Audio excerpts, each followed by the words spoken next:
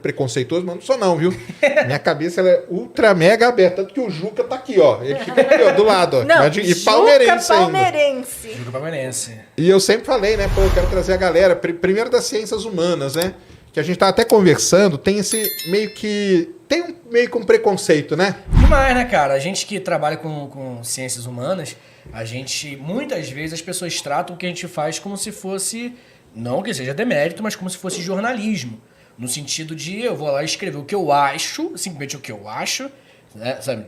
O que eu acredito, o que eu defendo, é o que eu produzo. E não é verdade. É muito comum, é óbvio que a gente está falando de uma ciência que é muito mais subjetiva, isso não há discussões, né?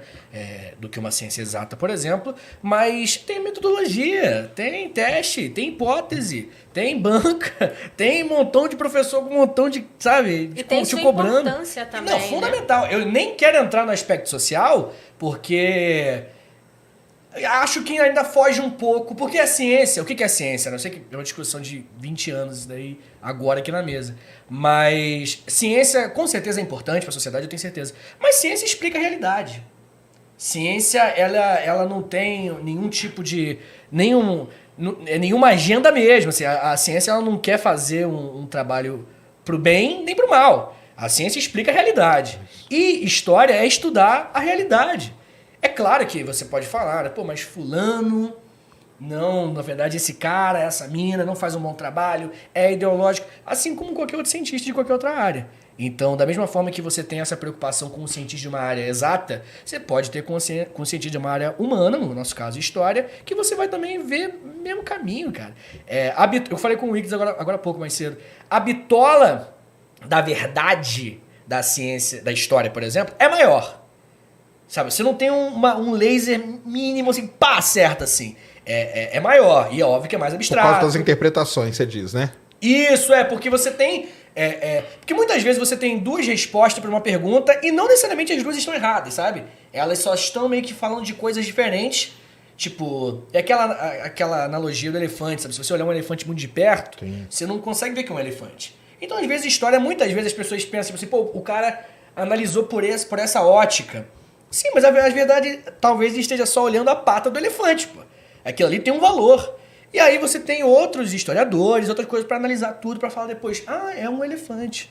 Então é muito mais sobre você entender o que é história, a função dela, a função de um historiador, do que sobre ela não ser ciência. É só um pouco mais subjetivo.